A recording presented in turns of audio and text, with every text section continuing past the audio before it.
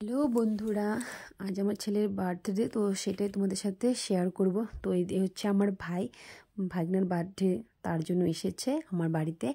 তো ছোট্ট মোট্ট করে একটু সাজানো হয়েছে, সাজগোজ করানো হয়েছে। এখানটায় কেক কাটবে, তার জন্য একটু ছোটো মোটো করে ডেকোরেশন করা হয়ে গেল। এক্সাম আছে পরের দিনই, তো পড়াশোনা তো কিছুই হবে না আজ।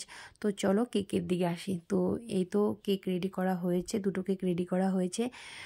আর কেক বলতে বার্থডে বলতেই কেক নাকি, তো কেক যদি না হয় তাহলে বার্থডে হবে? তো তার জন্য দেখো আমার ছেলে আবার ভয় পাচ্ছে, সেখানে স্টিক একটা ঝাড়বাতি দেওয়া হয়েছিল, সেটা দেখে ভয় পাচ্ছে। তো যাই হোক, সামনে ভাই বসে আছে, কেক কাটবে, তার জন্য ব্যস্ত হয়ে আছে সবাই, কখন কেক কাটবে।